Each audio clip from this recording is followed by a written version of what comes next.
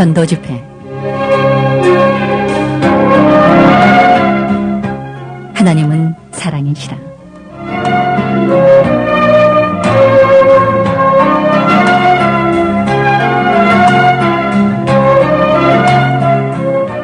이 테이프는 지난 7월 11일부터 14일까지 그레이스 교회에서 있었던 김요성 목사님의 특별 전도 집회를 녹음 편집한 것입니다. 김요성 목사님은 현재까지 18년간을 국내외에서 나 환자들을 대상으로 특수 선교 사역을 하시며 하나님의 사랑을 몸소 실천하시는 이 시대에 하나님께 귀하게 쓰임받는 분이십니다. 오늘은 토요일 저녁 집회로 마태복음 4장 1절부터 11절까지의 말씀을 본문으로 세 가지 시험이라는 제목으로 말씀해 주시겠습니다. 오늘 말씀을 통해 사랑이신 하나님을 만나는 큰 은혜가 여러분과 함께 하시길 바랍니다.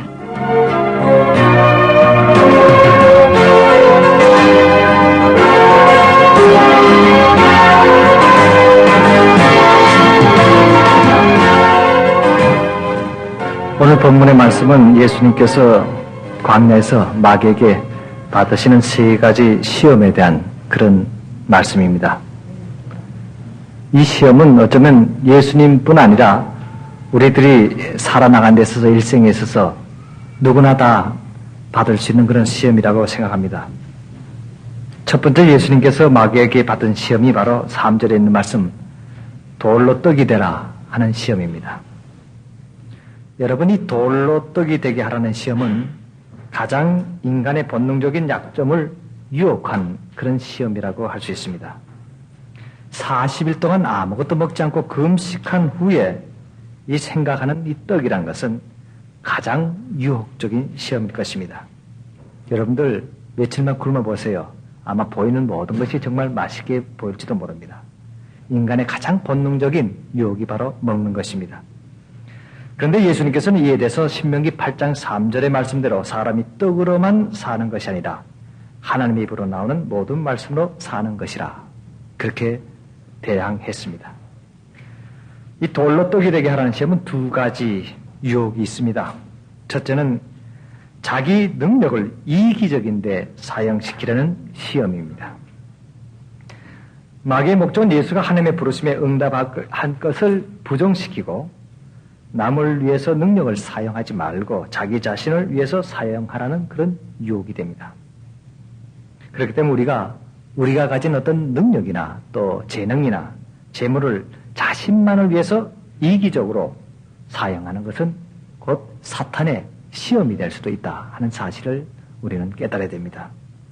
두 번째는 돌로 떡이 되게 하라는 그 시험은 물질적인 선물로서 그 물질적인 어떤 물건으로서 사람들의 환심을 사고 뇌물로 유혹해서 사람들을 따르게 만들라는 그런 시험입니다.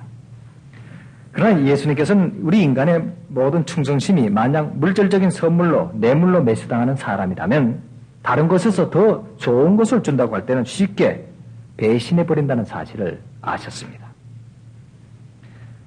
여러분, 이 시험, 이 본능적인 시험은 항상 우리에게 따르고 있습니다. 또한 이러한 유혹도 우리에게 언제나 주위에서 매일매일 일어날 수도 있습니다. 물질의 유혹, 세속적인 유혹이라든가 이것이 어쩌면 우리 인생의 모순인지도 모릅니다.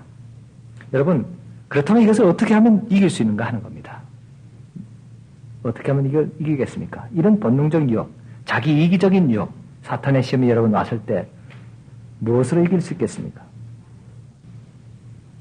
마귀 시험에 대해서, 마귀 유혹에 대해서 이길 수 있는 힘. 그것은 기도입니다. 하나님 앞에 솔직히 고백하고 제가 이런 유혹이 지금 왔습니다. 하나님 어떻게 하겠습니까? 힘 주십시오.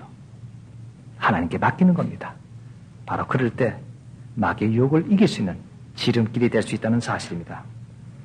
한 번은 제가 어느 마을에서 전도를 했습니다. 정상적인 마을이었습니다. 그때 그 마을 사람들이 저는 그 어느 마을에 가든 그게 한 100호가 되든 300호가 되든 크든 적든 간에 그 마을 사람들이 다 전도될 때까지 거기에 묵고 있습니다. 그래야지 또 다 나중에 갔다 오면 또 시험에 걸릴 수도 있고 해서 제가 그렇게 했는데 잘 됐는데 그 마을에서 잘 사는 어떤 한 분이 전혀 받아들이지 않습니다. 제일 그 잘 사는 한 10가정 중에 한 가정인데 집도 좋고 아주 잘 사는 그런 집이었는데 이 사람 전혀 받아들이지 않으려고 그래요. 그래서 나중에 다 하고 꼭 한 집이 남았는데 그분을 찾아가서 물어봤습니다. 당신 내 볼 때는 당신 얼굴을 보니까 꼭 하나님의 축복받을 사람인데 어째서 그렇게 거부하느냐 하고 물었더니 한숨을 푹 쉬더니 사실은 제가 그럴 사정이 있습니다. 그래요. 그래서 뭐냐고 제가 물었더니 제가 지은 죄가 많아서 그렇습니다. 그래서 당신이 지은 죄가 아무리 많다 할지라도 하나님 앞에 솔직히 고백하고 자복하면은 하나님께서 용서해 주신다고 그랬지 않느냐 하고 물었더니 그분 하는 말이 이것은 도저히 용서받을 수 없는 죄입니다. 도저히 용서받을 수 없기 때문에 내가 어쩔 수 없어서 내가 정말 사실은 나도 진작 믿고 싶은 마음이 있었지만은 그렇게 할 수 없습니다. 그래서 제가 물었습니다. 그럼 그 죄가 뭔지 하나님께도 말 못할 사정이라면 그럼 나한테는 좀 할 수 있겠냐 했더니 제가 그걸 말을 못합니다. 만약 그 말을 하게 되면 저는 이 땅에서 다시 말해서 이 마을에서 매장당하고 저는 맞아 죽을지도 모릅니다. 그래요. 그래서 첫날은 그렇게 하고 나왔습니다. 그럼 마음대로 하시오. 그러면 그렇게 평생 동안 그걸 가슴에 혼자 품고 있다가 고민하다가 죽는 거 하고 딱 풀어제치고 깨끗하게 회개하고 죽는 차이가 있을 테니까 똑같이 죽더라도 하나는 혼자만 고민하다 죽는 거 하고 자복하고 회개하고 맞아 죽는 거 하고 어느 것이 좋겠는지 한번 잘 생각해 보라고 그렇게 왔습니다. 그랬더니 며칠 있더니 저를 찾아왔어요. 제가 고백하겠습니다. 그래요. 그래서 얘기를 하는데 이분에게는 딸이 6이 있었습니다. 그런데 집안이 궁하니까 그 딸들을 상에다가 팔았습니다. 그래 제일 첫째 딸이 14살 때 팔았어요. 그게 돈이 꽤 들어왔습니다. 그게 뭐 들어왔자 여기 돈은 몇 푼 안 되는 작은 돈입니다. 그게 재밌거든요. 그 돈 팔아갖고 집도 새로 짓고 이렇게 하니까 살 것 같거든요. 그 아들도 있고 또 식구가 여럿 있는데 한번 그 맛을 들으니까 두 번째 딸 또 팔았어요. 몰래 이제 그 동네 사람들한테는 외갓집에 갔다 그렇게 하고 두 번째 딸을 팔았습니다. 그것도 재밌거든요. 또 셋째 딸을 팔았습니다. 이렇게 해서 나중에 알고 보니까 그렇게 해서 4딸을 팔았는데 딸 6 중에서 2 남기고 어리니까 해마다 하나씩 팔은 거예요. 그 동네 사람들은 저 외갓집이 잘 사니까 아마 애를 거둬주는 모양이다. 그래서 시집 보내주는 모양이다 하고 이제 그렇게 생각하고 있었답니다. 4을 팔고 났습니다. 그러니까 집도 새로 짓고 그 동네에서 아주 부자 중에 하나가 됐습니다. 전혀 양심의 가책을 모르고 살았습니다. 또 딸들도 여기서 고생하는 것보다는 팔려가면 큰 도시 가면 호강하면서 살지 않겠나 해서 좋다고 또 갔습니다. 근데 여러분 그 딸들이 팔려서 어디로 갔겠습니까? 정말 인생에 그 딸은 좀 죽은 것 같은 그러한 인생을 맞이했을지도 모릅니다. 이 사람이 지금까지는 그 팔아놓고 아무런 가책 없이 있었는데 이 복음이 들어가니까 양심의 가책이 생기는 겁니다. 참 이 복음의 역사 묘하죠. 어떤 사람에게는 기쁨이요 생명이요 천국이 되지만 어떤 사람에게는 죽음이요 멸망의 순수로 다가오고 있다는 사실입니다. 자기가 괴로운 겁니다. 그러니까 자기는 그런 거 안 믿는다. 나는 공산주의 사상을 그대로 신봉하겠다는 식으로 그렇게 뻗대고 나왔던 겁니다. 그러면서 그분이 하는 말이 선생님 이런 죄인도 아무리 사랑이 많으신 하나님이라도 용서해 줄 수 있겠습니까? 친딸을 팔아먹고 그 돈으로 이렇게 잘 살고 있는데 이것을 아무리 하나님이 자비로우시다 할지라도 용서해 줄 수 있겠느냐 하는 사실입니다. 여러분 이것이 바로 물질에 대한 유혹이었습니다. 떡에 대한 본능적인 유혹이었습니다. 여러분 이것은 어떤 극단적인 예가 될 수 있지만 어쩌면 우리도 이같이 본능적인 유혹 때문에 먹는 것 때문에 물질 때문에 어쩌면 가장 귀한 신앙을 팔아먹을 때가 있지 않습니까? 가장 귀한 양심을 팔 때가 있습니까? 우리가 이것을 한번 생각해 봐야 됩니다. 여러분 이와 같은 것을 이길 힘이란 것은 기도밖에 없습니다. 기도라는 것은 이같이 내가 항상 하나님 믿고 사랑하는가 하나님에 대한 신앙을 지키고 있는가를 확인하는 그러한 결정기간이기 때문입니다. 두 번째 시험은 마태복음 4장 5절에 나타나는 성전 지붕에서 뛰어내려라 하는 시험입니다. 여기에도 2가지 유혹이 있습니다. 첫째는 그것은 순간적인 인기적인 것으로서 사람들을 현혹시키는 시험입니다. 여러분들, 오늘도 아까 저녁 먹다가 저도 평생 처음 듣는 이름이 나왔어요. 뭐, 마이클, 조단, 뭐라 그래요? 마이클 조던? 네, 마이클 조던이라 그런가. 희한한 이름인데, 그게 애들부터 어른까지 그렇게 여기서 부러워하고 난리라면서요. 아주 인기 있고 그런다는데.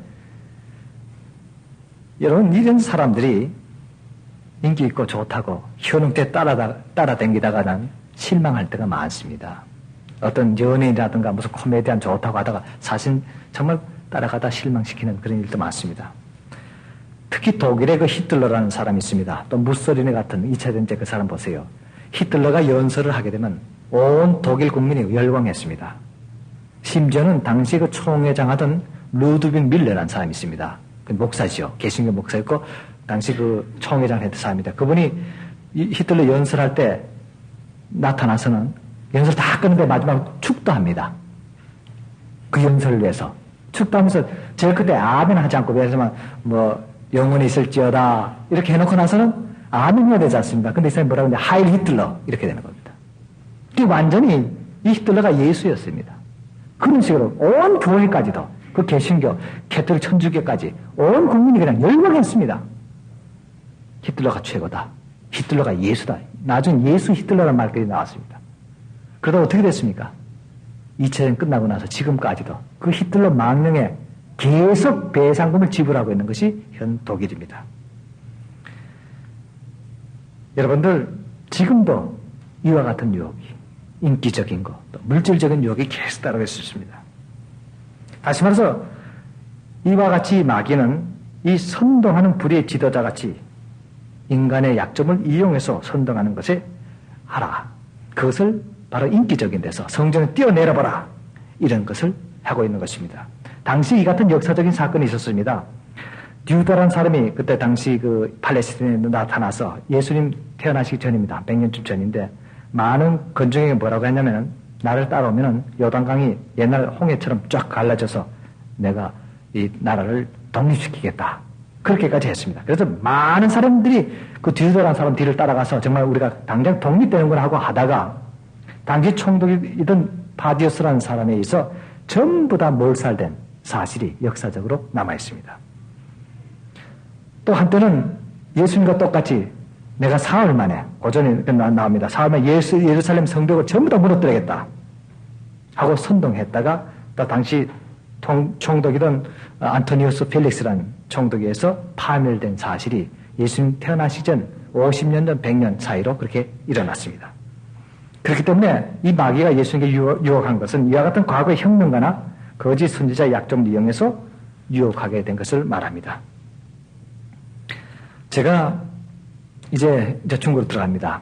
가서 티벳이라는 나라를 찾게 됐습니다. 그 티벳이라는 나라는 제가 어제 말씀드렸듯이 저를 찾아왔던 한 스님이 자기가 그 인도와 티벳에 가서 공부를 했는데 그게 티벳에 어떤 유명한 훌륭한 고승이 있는데 그분을 만나면 저하고 이제 대화가 되리라 해서 저에게 이제 편지까지 써준 그런 사람입니다. 그래서 제가 그 사찰을 찾아갔습니다.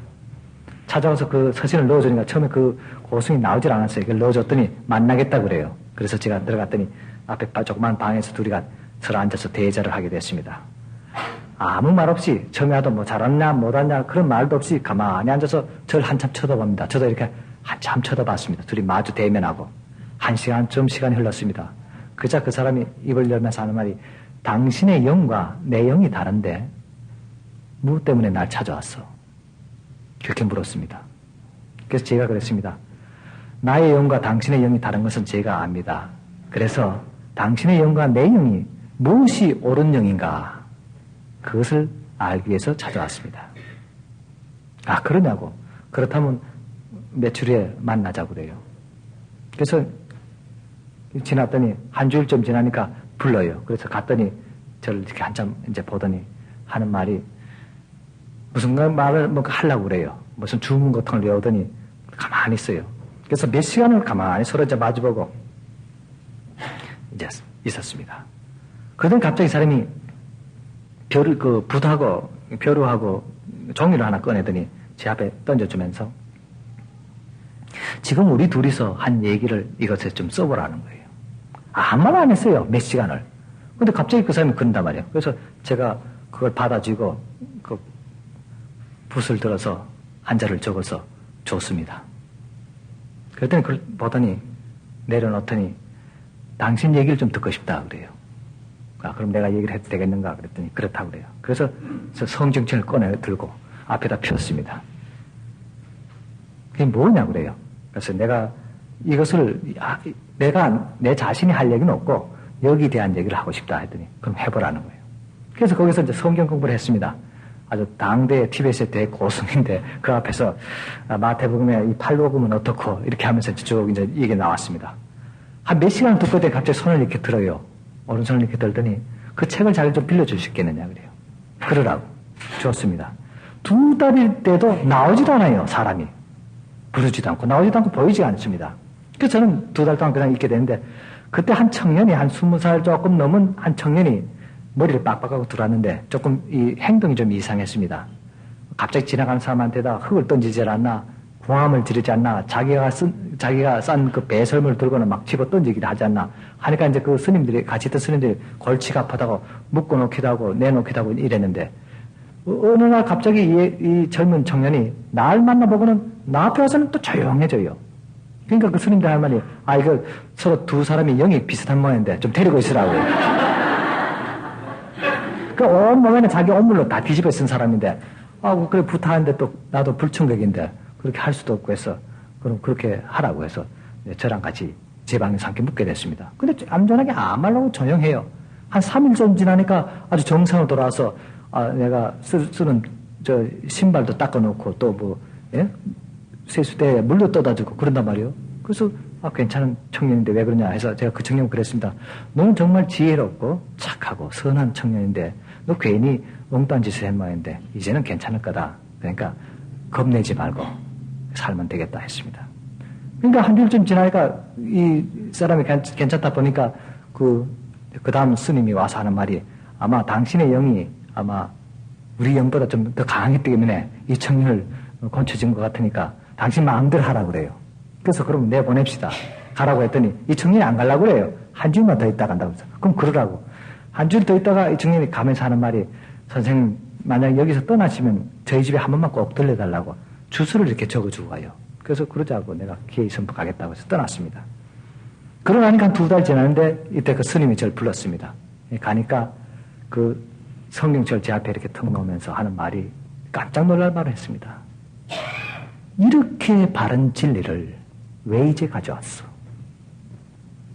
이 사원의 선제가 2000년이 넘는데 이것이 이렇게 바른 진리를 갖다가 왜 아무도 이곳에 와서 그냥 던져라도 주지 않고 한마디 말도 하지 않았어. 기가 막힌 말 아닙니까 여러분? 여러분 이런 말 할 때 뭐라고 대답해야 됩니까? 어때? 성경적이고 불교적으로 딱 맞는 말이 뭐겠습니까? 이게 지혜거든. 그 사람한테 아이고 미안합니다 늦게 와서 이게 말이 안 되거든. 그렇잖아요. 응? 참는 자가 복이 있나니 그것도 말이 안 되잖아요. 꼭 참고 있다가 올 때까지 기다려라 그것도 안 되고 뭔가 이 사람도 공감될 그 말이 있어야 되지 않습니까? 하루가 천년이요 천년이 하루라다. 어때요? 가장 불교적이고 가장 기독교적인 말 아닙니까? 여러분 이게 지혜거든요. 사람이 똑같은 말인데도 우물우물 하지 말고 이렇게 그 말 하자마자 턱 이렇게 나와야 되는 거라 그 사람이. 그 사람이 척 이야기할 때 제가 숨도 쉬지 않고 하루가 천년이요 천년이 하루로다. 그러니까 그분이 무릎을 탁 치면서 고맙다고 절을 하면서 선물을 하나 줍니다. 이만한 곽에다 담은 꺼내보니까 피리 같아요. 때가 새까맣게 묻어있어요. 그래서 툴툴 들고 한번 불어보라고 그래요. 이 불어보니까 소리가 참 신비한 소리가 났어요. 그게 무슨 필인지 압니까? 자기 스승이 죽을 때 남겨준 이 다리뼈로 만든 뼈필이었습니다. 이 티베트에서는 장례식이 우리하고 다릅니다. 사람이 죽으면은 그 친족들이랑 그걸 메고 올라갑니다. 그래서 그 피를 이렇게 불면은 새들이랑 별짐승이 몰려옵니다. 그 뼈피를 불고. 그럼 올라가서는 시체를 눕혀놓고 다 벗기고는 이 발바닥부터 칼과 끌로 다 오려냅니다. 다 갉아냅니다. 살을 다 뜯어냅니다. 그래서 주먹밥처럼 이렇게 만들어 갖고는 새에게 던져줍니다. 그러니까 모든 살을, 그러니까 얼굴 살까지 다 깨끗이 닦아냅니다. 아마 자연 환경이 더 좋을 것 같아요. 그러면. 화장한다든가 매장하는 것보다 훨씬 낫죠. 그래서 다 돌려주고는 제일 뼈 중에서 제일 든든한 뼈가 이 다리뼈입니다. 이 다리. 예. 그거는 자기가 제자라든가 아주 친밀한 사람에게 선물로 줍니다. 그럼 거기다 구멍을 뚫어서 피리를 만들어서 불거나 뭐 다른 걸로 이렇게 하게 됩니다. 그 피리는 100년 전에 사셨던 자기 스승, 이분이 6살 때 그 입적을 했습니다. 6살 때 그게 이제 입문을 해서 사는데 그 스승이 죽으면서 자기한테 줬던 그 피리, 그러니까 100년 전 사람의, 100년이 떠넘은 사람의 그 피리인데 자기가 근 60년 이상을 갖고 있다가 얼마나 고마우면 그걸 줬겠습니까? 여러분, 전도 잘하면 이렇게 뼈피리도 얻게 됩니다. 아무 부담 없이 받게 됩니다. 그것만 좀 받은 게 아닙니다. 저보고, 그분이 그때 70이 됐으니까 하는 말이에요. 나도 얼마 있으면 죽을 텐데 죽게 되면은 자기 다리뼈 하나를 가지라고. 지금 미래의 피레까지 또 얻게 되는 겁니다. 그래서 몇 년 전에 갔더니 아직 세상 안 떠났었어요. 그래서 제가 그냥 서로 즐겁게 제의만 하고 왔습니다만은 여러분 그렇습니다. 하나님의 진실된 복음, 하나님 나라에 정말 보석 같은 복음을 전하는데 그 받는 상급이 뼈피릴 뿐이겠습니까? 하늘나라에는 더 많은 상급이 기다리고 있다는 사실을 아셔야 됩니다. 그러니까 이제 뭐 일 다 끝났죠. 저는 그래서 이제 내려오게 됐습니다. 내려와서 이제 기차를 타고 내려오다가 갑자기 그 젊은 청년이 준 그 쪽지가 생각나서 주소를 받아서 펴보니까 거기서 이제 하루쯤 기차를 타고만 있는 그런 마을이었습니다. 그래서 타고 내려왔습니다. 내려서 그 집을 찾아서 이제 주소를 따라서 이렇게 가보니까 세상에 아주 어마어마한 큰 집이었습니다. 앞에는 군인들이 이렇게 지키고 있어요. 내가 이거 뭐 잘못 왔나 하고 그래도 주소가 맞길래 그 앞에 가서 물어봤습니다. 초소에 가서 물었더니 그 집이 맞다고 그래요. 이 사람을 아는 가 했더니 그 집 아들이라고 그래요. 그래서 들어갔더니 막 반가이 맞이하고 그 아버지 되는 부모들이 나와서 이제 반가이 맞이합니다. 그래서 그 부모가 이제 그 지역이 아주 실력자였습니다. 그래서 저보고 뭐 하는 사람이라고 그래서 제가 목사라고 기독교 목사인데 복음 전하는 사람이라 그랬더니 그 사람이 갑자기 눈이 뚱그러지면 하는 말이 나는 못 들은 걸로 할 테니까 당신 딴 데 가서는 절대 이런 말 하지 말라고 그래요. 그래서 내가 그럴 줄 알고 얘기했노라고 당신은 비밀을 지켜주자고 그랬노라고 웃었더니 자기도 웃어요. 그래서 대접을 잘 받았습니다. 거기서 6개월 동안 티벳에서 세수 한 번 못하고 아주 그냥 있던 거 거기서 목욕도 하고 깨끗이 닦게 됐습니다. 그래서 잘 대접 며칠 받고 나서 떠나게 됐는데 저는 그냥 그것으로 끝나는 줄 알았습니다만 그 3년 후에 하나님의 엄청난 이적을 그 사람을 통해서 또 일어나려고 제가 상상도 못했습니다. 그것은 지금 얘기하지만 3년 후에 이제 얘기가 됩니다. 그래서 다시 기차를 타고 이제 올라오는데 한 하루쯤 왔나 했는데 이제 사람들이 중간에 여기 서니까 이제 바뀌어 들어가는데 한 노인이 제 앞에 앉았습니다. 그래서 한 10시간쯤 그냥 가도 전 모르고 제가 가지고 있는 이제 독일어 성경을 이제 읽으면서 이렇게 보고 있는데 한 저녁낮쯤 됐는데 갑자기 이 노인 입에서 놀랄만한 소리가 나왔습니다. 세상에 그런 말 전 처음 들어봤어요. 그 중국 땅에서 그 오지에서 Das Heilige Schrift darf ich mal sehen. 독일어가 툭 튀어나온 겁니다. 그러니까 그 성경이 Heilige Schrift라고 독일말로 그렇게 쓰인 금박질 이렇게 쓰인 그 가죽 떡궁에 써 있는데 그걸 그 사람이 읽으면서 이걸 나 좀 한번 만져봐도 되겠느냐 하는 그런 얘기였습니다. 얼마나 놀란지 그냥 얼른 줬습니다. 만져보라고 줬더니 그분이 그걸 쥐더니 갑자기 눈물이 글썽글썽해지면서 제가 이거 50년 만에 만나는 겁니다. 그분이 1940년대 상해대학 학생이었습니다. 그때 항상 공산당이 아직 그 천하를 통일하기 전이었는데 그때 자기가 그 주울레 밑에서 그때 이제 신복으로 일하면서 학생연맹을 주도했답니다. 맨날 데모하고 시위하고 이제 이렇게 폭력을 해드린다가 한 번은 자기 그 독일인 교수가 거기에 있었는데 그분이 저 부르더래요. 그 사람 불러서 이 사람은 자네 공부도 안 하고 공부할 나이에 왜 그렇게 맨날 그래 싸움만 하는가 하고 그래 물었답니다. 그때 이 사람이 하는 말이 우리 중국에는 공산주의가 필요합니다. 그래서 공산주의 혁명을 하기 위해서 내가 일을 합니다. 그러니까 그분이 그렇게 얘기하답니다. 나도 공산주의였네. 그래서 나이 50이 됐어야 이게 위선이라는 것을 깨닫고 내가 전향했는데 진리라는 것은 1000년이 지나든 2000년이 지나든 변치 않아야 되는데 이 공산주의는 벌써 막스가 태어난 지 100년도 안 돼갖고 벌써 수차례 변질됐고 지금 살아있는 스탈린이나 죽은 레닌이나 그 사람들은 가짜 공산주의자다. 진짜가 아니다. 그렇게 얘기를 하더랍니다. 그럼 뭐가 진리입니까? 하고 얘기를 했더니 그 사람이 이 책을 한번 읽어보긴 하고 준 책이 바로 내가 가졌던 그 책과 똑같은 그 고딕체를 쓴 하일리게 슈리프트라는 그 책이었습니다. 성경이었습니다. 그래서 이 친구가 가서 읽어보니까 자기 마음에 안 들죠. 혈기왕성한 20대였는데 보니까 뭐 오리를 가고자 하면 십리를 가고 오리편 뺨을 떼거든 왼편 뺨을 떼고 도저히 맞지가 않는 겁니다. 그 도로 갖다 줍니다. 이게 우리하고 안 맞습니다.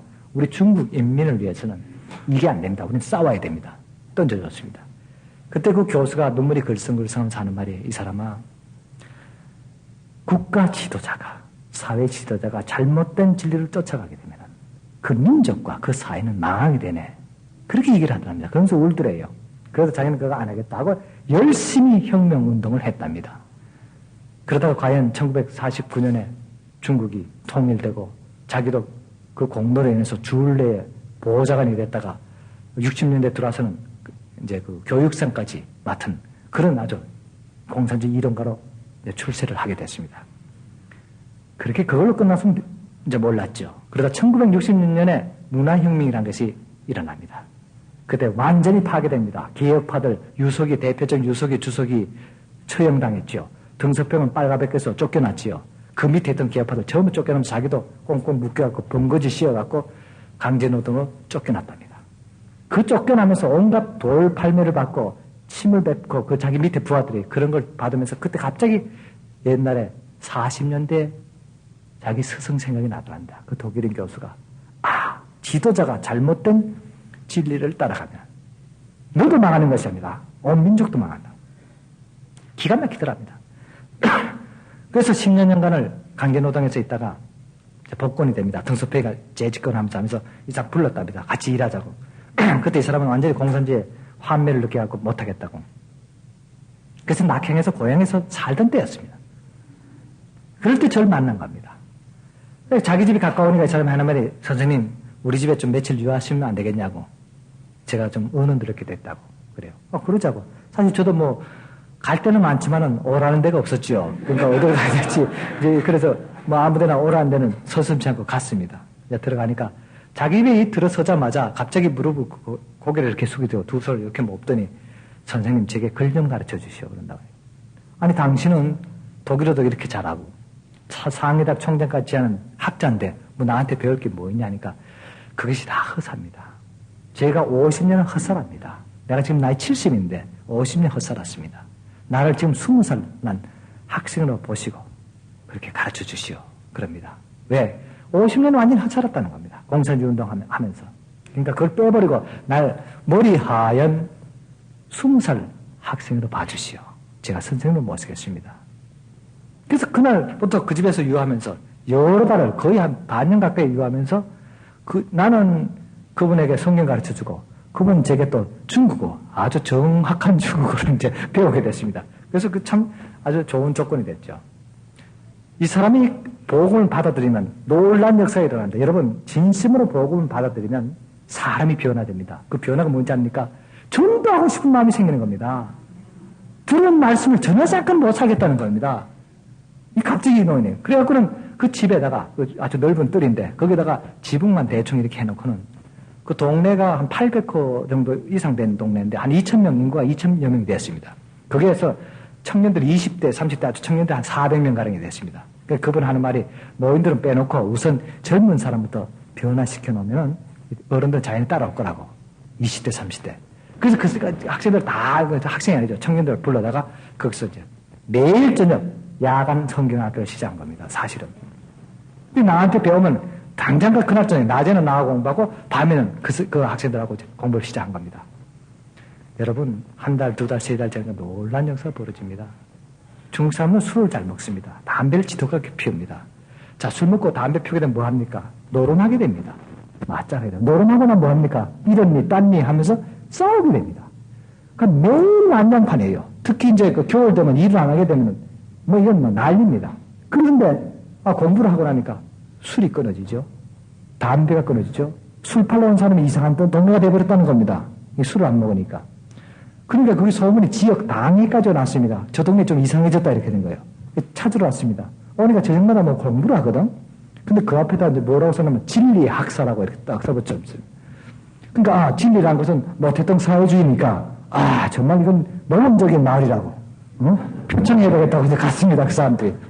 허가가 났죠. 진리학사 허가가 나서 저녁에는 이제 참 배우게 되는데 이 청년들이 달라지니까 예의가 생겨야 됩니다. 그렇지 않습니까? 어른에게 공짜입니다. 이 공산주의라는 어른 아이 없는 것이 공산주의입니다.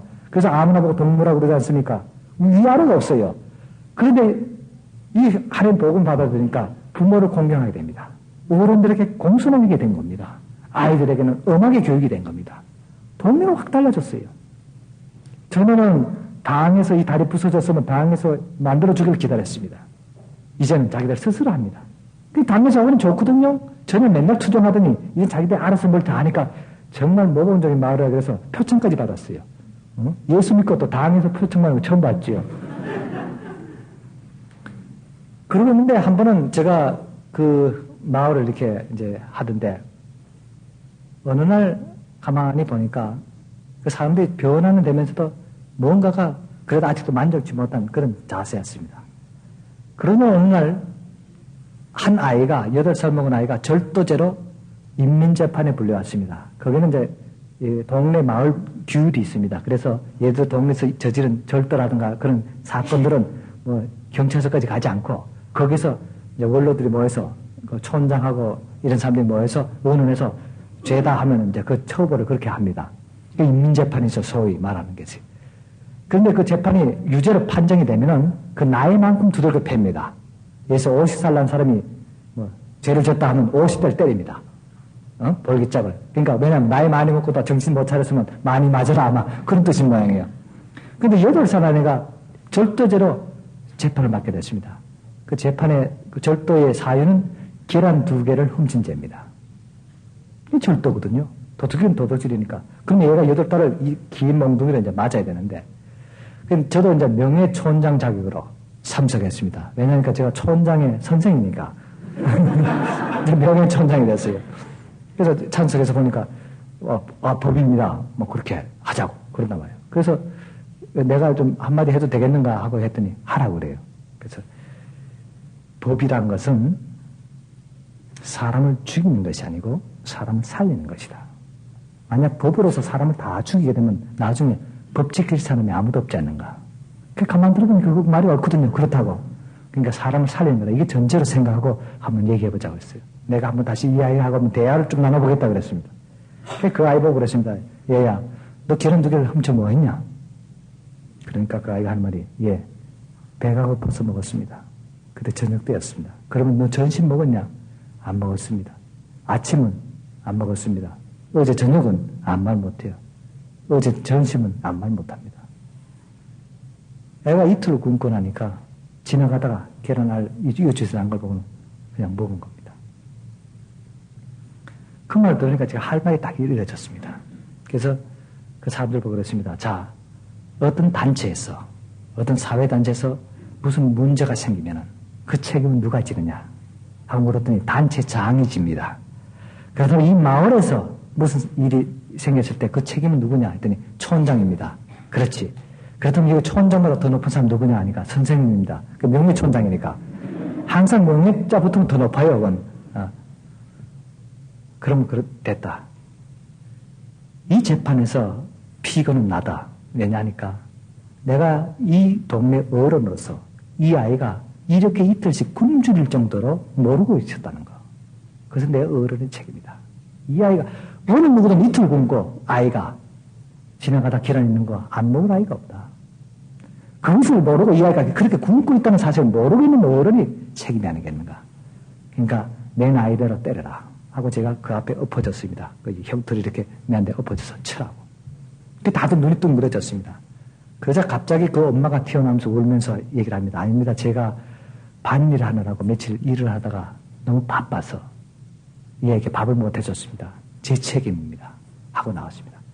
그때서야 그 남편 되는 그 아버지가 엉엉 울면서 앞에 나서 꿇어앉으면서 그게 아닙니다. 제 잘못입니다. 사실은 제가 노름병을 못 고쳐서 이웃마을에가 그 마을에서 노름이 없어졌으니까 이웃마을에서 노름하다가 나중에 쌀까지 먹을까지 다 갖다 팔고 그렇게 했던 겁니다. 절 때려주시오. 그러니까 이웃집에 있는 사람이 그런 줄도 모르고 있는 우리가 잘못입니다. 이웃에서 그렇게 불행한 일이 벌어진 걸 제가 몰랐으니 우리가 책임입니다. 여러분, 하나님 나라의 법은 이것입니다. 사람을 살리는 법입니다. 뭔지 압니까? 사랑입니다. 여러분, 사랑하면 그 어떤 더러운 사람도 더럽지가 않습니다. 어떤 허물도 아름답게 가려질 수 있는 것이 사랑입니다. 제가 그 일을 보고 나서는 안 되겠다. 이 마을은 좀 그래도 좀 물질적으로 잘 살 수 있는 방법을 생각해야 되겠다 하고 이제 생각하는 차에 거기서 나오는 이제 그 축산물이 있었습니다. 뭐냐니까 소, 돼지, 뭐 닭들이겠는데 그걸 갖다가 어디에 파는가 했더니 거기서 가까운 데 시장에다 파는데 값이 아주 적어요. 그래서 어디 틀림없이 어딘가는 좀 많이 주는데 있겠다고 제가 이제 멀리 나가봤더니 거기서 한 300km쯤 떨어진 곳에 큰 시장인데 거기서는 자기 이웃에서 파는 것보다 한 3배가 비쌉니다. 그렇다면 그걸 갖다가 팔면 되지 않겠냐 했더니 그걸 갖다가 다 죽을 거라는 거야. 300km를 달리고 그죠? 대역하면 뭐 어떻게 하는데 했더니 그걸 소들을 다 걸어서 가면 300km 가면 다 죽지. 그러지 말고 추럽게 실어갖고 그거 갖다 주면 금방 몇 시간을 갈 거 아니냐. 그 생각 못 하는 거예요, 사람들은. 그냥 인물을 가까이서 팔고는 이제 들어와야 되는 거예요. 그 제대로 공산주의도 모르는 사람이에요. 진짜 공산주의 같은 모아서 이렇게 해야 되는데 다 지금 갖다 팔고 이렇게 하니까 안 된 거예요. 그래서 당장 큰 추럭을 2대를 들려갖고 1차적으로 모아서 돼지, 소랑 모아서 이제 싣고는 이제 팔러 가게 된 겁니다. 그 첫 사업이니까 이제 나보고도 가자 그래요. 그래서 그럼 나도 가자고 해서 이제 앞차에 3명씩 이렇게 6명이 타고 2차를 타고 잔뜩 싣고 이제 떠났습니다. 한참 가니까 중간쯤 그 지점에 이제 기름도 넣고 이제 쉬는 곳에 있었습니다. 거기에 내려서 이제 쉬어갖고 기름을 넣고 또 가야 되니까. 그러고 있는데 갑자기 어깨가 쩍 버리고 힘이 센 듯한 청년들 몇이가 이렇게 쑥 오더니, 이거 뭐 하려는 거냐 그래서 이 물건은 제가 우리들이 갖고 가서 저 시장에서 팔 거라고 그랬더니 요만한 쪽지를 주면서 이 상점에 갖다 팔라고 그래요. 값만 맞으면 팔죠 하고 이제 들고 왔습니다. 그 시장에 갔더니 굉장히 큰 시장인데 이제 값을 이제 사업을 하려면 물건을 팔려면 제일 많이 주는 데 팔고 그렇잖아요. 그리고 살 때는 제일 싼 데서 사야 되잖아요. 그 기본만 알면 되니까 찾다 보니까 어디가 제일 많이 주길래 이제 거기서 팔았습니다. 그 사람이 주라는 데는 보니까 값을 싸게 주려고요. 그래서 안 팔고 제일 많이 준 데 파니까 이 중국에는 수표 거래가 없습니다. 그러니까 전부 현찰로 돈을 받으니까 큰 자루에 2자루가 꽉 찼습니다. 그 동네 사람도 처음 보는 돈이니까 야 하고 이제 그걸 들고 이제 앞에다 싣고는 이제 뒤에서는 이제 그 호위하면서 이제 2대가 빈 차로 이제 가면서 휴게소 가서 저녁도 좀 잘 먹고 기름 넣고 들어가야 되겠다 하고 딱 도착하니까 웬걸 한 20여 명 되는 아주 이런 막 우락부하게 생산 떡빙 둘러섭니다. 나는 뒤차 타고 있었는데 뭐 옥신각신해요. 그래서 먹으라니 가니까 이분들이 돈을 내라는 거래요. 통행세를. 중국은 2가지 세력이 있습니다. 하나 공식적인 세력하고 비공식적인 세력이 있어요. 이제 비공식 세력한테 걸린 겁니다. 그러니까 뭐 안 된다고 그러고 이제 난리 났죠. 자기들이 알지 않습니까? 이 공동해서 이제 물어왔는데 그걸 뭐 떼줄 수 없고 다투는데 제가 가서 뭐 때문에 그럽니까? 하니까 그 두목되는 사람이 이제 앞에 나왔어요. 우리가 돈이 필요해서 달라고 그런다 해서 그 돈을 뭐한테 쓰시려고 그렇게 필요합니까? 그러니까 내 좋은 일에 쓰려고 그러니까 내놓으라고 그래요. 그래서 제가 그랬죠. 그래, 내가 보는 성경책에는 누가 부탁하거든 거절하지 말라 했으니까 뭐 드려야죠. 그래서 돈 가져오라고. 그 2자루 몽땅 다 줬습니다. 다 가지라고. 그래서 줄 바야 다 주지. 그걸 뭐 어떻게 계산해서 줄 수 없잖아요. 나도 계산도 못하고 그 많은 돈을 뭐 시할 수 없고 다 가져가라고. 그러니까 같이 왔던 이 사람들은 깜짝 놀란 거죠. 깎아서 조금 줘야지 그걸 다 주는 법이 어디냐 이거죠. 저분은 지혜는 있는데 저 장사는 못하는 분이다 이제. 그러니까 우리 내 제자인 첫 번째 제자인 그분도 그 노학이란 분인데 그분도 아주 막 얼굴이 새카매진 거예요. 가면 이제 맞아 죽었다 싶었죠. 이제 동네 사람들한테 돈 다 뺏기고 온다면. 그걸 가자고. 편안하잖아요. 만약 그러다가 싸우면 누가 다칠 수도 있고. 우선 사람 편안하게 해야 되는 거니까. 돈 다 준다면 그 사람이 우리 시비 걸 리가 없지 않습니까? 그 탔죠. 한 30분쯤 오는데 집차 2대가 쏘고더니 꽉 서요 앞에다가. 그 내리니까 그 두목하고 그 사람들이야. 그래서 왜 하냐니까 돈보따리 도로 내놔요. 그래서 왜 이거 도로 가져왔냐 했더니 아무래도 예감이 이상해서 내가 못 받겠다는 거예요.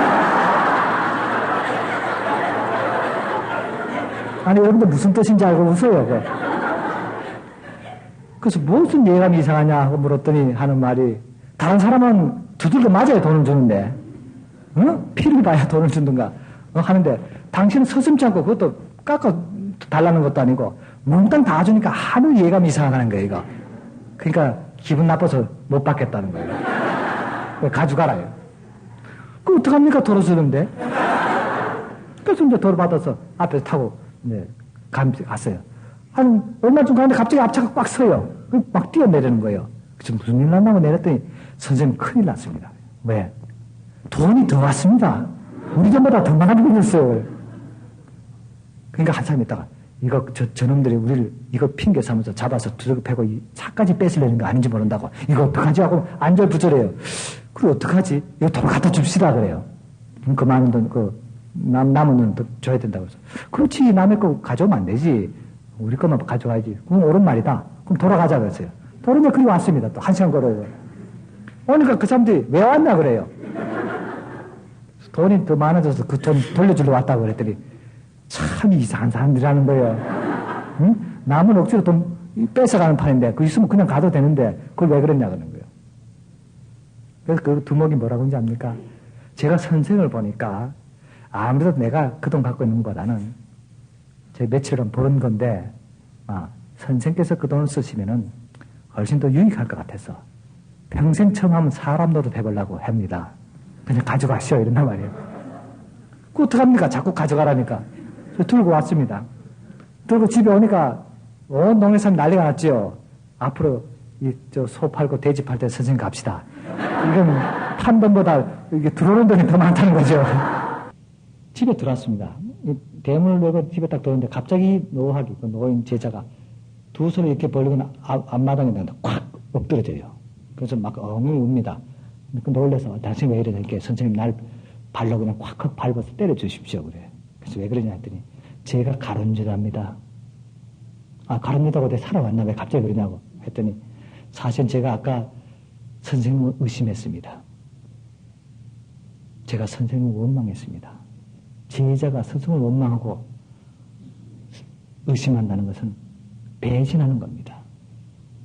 제가 가론유다가 아니고 무엇이겠습니까? 저를 때려주십시오. 한 번 배신하면 10번, 20번 배신하겠는데 제가 얼굴을 들 수가 없습니다. 선생님이 그 뜻을 모르고 제가 몰랐습니다. 내 뜻이 뭔데? 하고 봤더니 선생님은 먼저 사람 다치지 않게 하기 위해서 아닙니까? 돈이 중요한 게 아니고. 그러니까 몽땅 다 주면 절대 해칠 일 없지 않습니까? 깎자는 거 두들겨 맞고 치고 이렇게 되는 거예요. 사실 저도 그렇게 생각했습니다. 사람이 우선이다. 그리고 이 살기 든든한 도둑에게는 전부 다 줄 때 그 사람들 기가 막혀서 손을 못 댄단 말이에요. 여러분 바로 그렇습니다. 아무리 물질이 중요하다 할지라도 사람만큼 중요하지 않습니다. 여러분 사업하면서 왜 실패하는지 아닙니까? 사람을 경시하기 때문입니다. 자기 몸을 경시하기 때문입니다. 예수님께서 뭐라고 했어요? 네가 아무리 곳간에 보물 그득 쌓아줄지라도 오늘 밤 내 생명을 걷어가면 그 보물이 무슨 소용이 있느냐. 여러분 기독교 경제학의 1대 원칙이 사람 중심입니다. 그게 사업의 비결인 겁니다. 그래서 그 사람이 통고를 하면서 그래요. 그래서 아니라고 정말 이렇게 나는 이렇게 훌륭한 정말 회개 금방 하는 제자도서 고맙다고 제가 이제 그렇게 했습니다. 그러고 며칠 있는데 웬 손님이 찾아왔어요. 누군지 알아요? 그 두목이 또 찾아봅니다. 와서는 대뜸 저한테 무릎을 또 꿇다 하는 말이 아무리 봐도 선생께서는 무술의 고수 같은데 한숨 같습니다. 그러니까 뭐 눈에는 뭐가 보인다고 이 싸움꾼 눈에는 싸움꾼밖에 보이지 않는 모양이에요. 자기가 6살 때부터 7살 때부터인가 그 세계에 들어왔답니다. 그러니까 어릴 때부터 이제 소매치기부터 시작했고 들어와서 지금 30, 그때 36인가 그래요. 한 30년 가까이 그 세계에서 기반을 다져서 자간에 싸움이라면 자기를 따를 사람이 없다나 그러면서 사람도 자기 손으로 수십 명을 죽였고 그렇게 했는데 오늘 선생님을 딱 며칠 전에 선생님을 딱 만나보니까 보통 고수가 아닌데 한 수 좀 가르쳐 주시오. 그냥. 그래서 그러니까 그 노학이라는 분이 하는 말이 큰 스승이 그렇게 네가 한마디 한다고 들어주겠는가? 자네 정성을 보이게 이제 그렇게 하고 스승이라 그 말대로 내가 무슨 힘이 있어요? 그렇다고 해서 우리 선생님 아무 힘 없으니까 너 가거라. 그 사람도 그렇게 못했던 모양이야. 그 노인도 아주 근엄하게 물리쳤지요. 그러니까 첫날은 갑니다. 그러면 다음 주 또 왔어요. 당장 제가 뭐 제자로 삼아달라기는 너무 고귀하신 분이고 제가 가끔 놀러 와서 할 테니까 저에게 좀 그런 한 수 좀 가르쳐줬으면 좋겠다고 생각났을 때마다 한번 보여줬으면 좋겠다. 그래서 이제 제가 두 번째 제자가 생겨나게 됐습니다. 근데 사람이 참 이상하죠. 옛날 공산당 이론가에다가 이제 도둑 두목까지 이제 제 옆에 이제 몰려오게 된 겁니다.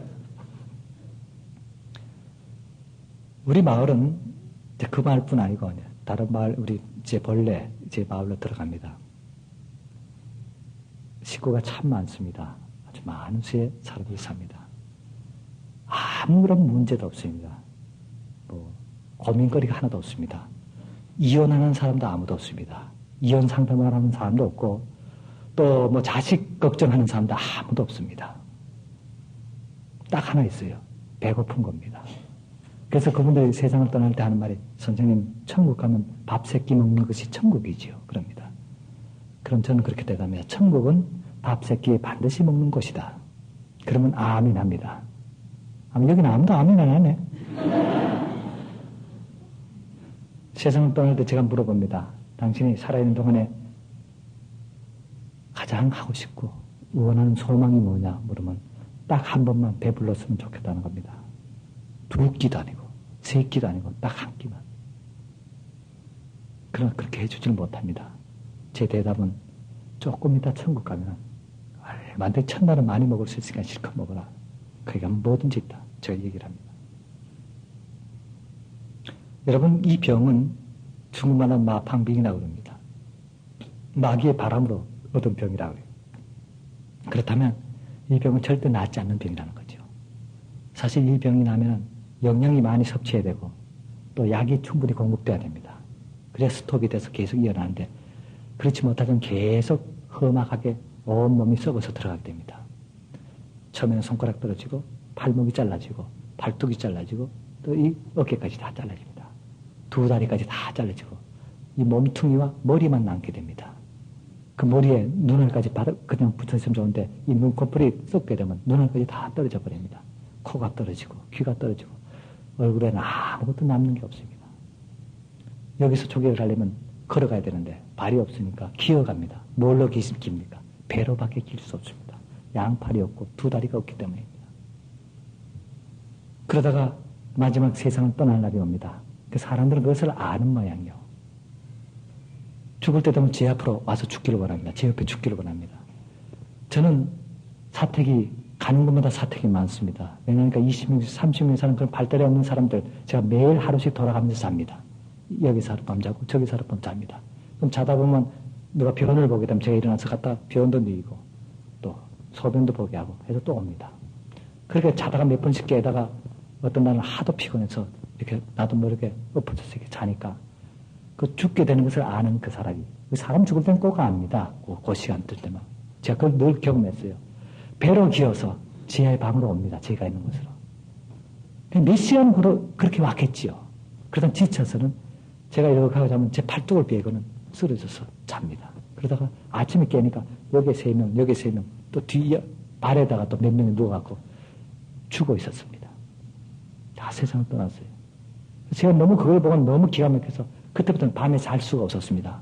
왜냐하면 그 사람들의 마지막 소원은 제가 앉아 있을 수가 없지 않습니까? 엎어지니까. 두 다리가 없으니까. 또 팔이 없으니까 지탱할 수 없습니다. 그러니까 어디 하나님 앞에 가는데 누워서 갈 수 있겠습니까? 저를 좀 안아주세요. 안겨서 세상을 떠납니다.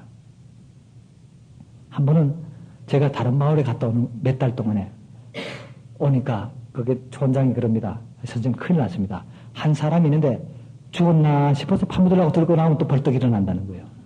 또 죽었나 하고 그러면 그래서 너 왜 안 죽냐 하고 물었더니 선생님 올 때까지는 못 죽는다는 거예요. 그 제가 도착하니까 저 사람보다 빨리 가보라고. 벌써 다 썩었는데 안 죽는다는 거예요. 그렇게 가봤습니다. 그러니까 그 사람이 벌떡 일어나요.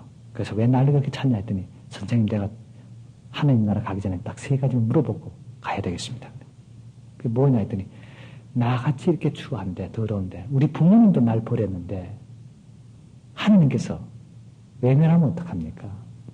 절대 그렇지 않다. 너 하나님은 널 기쁘게 받아줄 거다. 진짜 부모님은 하나님이다. 그러니까 염려하지 마라. 고향으로 돌아가는 거다. 2번째는 그래도 내가 하나님 모르는데 하나님 나를 알 수도 없으니까 선생님 이름 써갖고 소개장을 하나 써주시오. 그러면 그 소개장, 선생님 이름 쓰긴 소개장 들고 제가 가슴에 품고 가서 보이겠습니다. 여러분, 이런 큰 영광이 어디 있습니까? 내 이름 쓴 소개장 들고 가서 이 사람 천국 갈 자격선에 하나님 받아주시오. 그렇게 써달라는 겁니다. 그때 제가 그랬습니다. 그거 필요 없다. 하나님 벌써 알고 계신다. 당신이 이민을 하는 것까지 지금 듣고 계신다. 그렇지만 내가 이렇게 너무 몰골이 사나운데 거기 가서 하나님하고 손도 한번 손이라도 잡아야 되는데 이 손이 있어야지 어떡하지요 그래. 그때 제가 이렇게 얘기했습니다. 그런 염려하지 마라. 당신이 천국에 들어서는 순간 당신은 변화된다. 가장 아름다운 모습으로 팔이 생기고 손가락이 생기고 눈이 생기고 머리가 생기고 발이 생긴다. 그게 천국이다. 여러분, 천국이 바로 그렇습니다. 천국에는 병이 없습니다. 늙지 않습니다. 영원히 건강하게 아름다운 모습을 사는 것입니다. 그렇게 변화되지 않고는 천국에 들어가지 못하는 겁니다. 하나님 앞에 설 때는 가장 거룩한 모습, 의로운 모습이 되는 것이, 변화되는 것이 바로 천국입니다. 얼마나 좋은 것입니까? 그때 갑자기 이 사람이 팔도 요만큼 잘라졌습니다. 이것이 갑자기 위로 올라간다. 만세 부르듯이 올라가면서 선생님 날 놓아주세요. 하늘이 열리면서 빛이 나오면서 큰 손이 제 손을 잡습니다. 그러고는 세상 떠났습니다. 그 3마디 외치고 그 모습이 얼마나 아름다운지 옆에 있던 사람까지 다 은혜를 받는 겁니다. 그래서 저는 죽음을 통해서 복음을 전합니다. 저는 늘 하나님 나라 간 모습을 보면서 복음을 전하게 됩니다. 사랑하는 여러분, 이 세상에서 가장 천대받고 아무도 그 모습 보지 않고 외면당했던 그 사람이지만 이 세상에서 살아있는 사람들 제일 큰 자보다도 더 위대한 사람이 됐다는 사실을 아셔야 됩니다. 예수님께서 그랬잖아요. 이 세상 제일 큰 자가 세례 요한인데 그보다 더 큰 자는 누구냐? 이 천국에서 제일 적은 자가 그보다 더 크다. 그렇지 않습니까? 천국에 들어서면 이 세상 누구보다도 더 위대한 사람이 된다는 사실입니다. 처음엔 그걸 믿지 않아요, 이 사람들이. 당신 천국 가면 모태동 동지보다 더 높다고. 그랬더니, 그럴 리가 있겠냐고. 그런 사람이 이제는 그 사실을 알게 됩니다. 여러분, 세상에서 보면은 그것은 지옥 같은 곳이라고 봅니다. 그러나 지옥 같은 곳에서 천국 같은 생활을 하는 사람들이 있습니다. 제가 여기에 보니까 한 달여 돼도 이것을 지나면서 보니까 이것은 정말 제 눈으로 보기에 천국 같은 곳이었습니다. 그렇다면 여기 사는 분도 다들 천사가 되어야 되지 않겠습니까? 여러분, 과연 하나님 앞에 나도 천사입니다. 그렇게 자신할 수 있습니까? 그렇다면 천국에 천사가 없다면 그건 천국이 아니지요. 천국에 천사가 없다면 그게 천국일 수 있습니까? 그건 지옥밖에 될 수 없습니다. 그렇다면 이것은 어떤 오아시스인지 아니면 신기루인지도 모릅니다. 잠깐 있다가 없어지는 천국 같은 모습인지 모릅니다. 사랑하는 여러분, 우리 이거 조심해야 됩니다. 사람이 악하고 악하게 되면 아무리 에덴 동산 같은 것도 지옥으로 변할 수밖에 없습니다. 여러분, 미국 땅 보세요. 얼마나 아름답습니까? 먹을 것 풍부하지 얼마나 좋습니까? 아마 그 사람들이 여기 와보면 이게 천국이다 그럴 겁니다. 그건 확실해요. 그런데 그 천국 같은 곳에서 과연 여러분 천국 같은 생활 하십니까? 여러분 선교하겠다, 땅끝까지 복음 전하겠다, 또 전도해야 된다 하지만은 여러분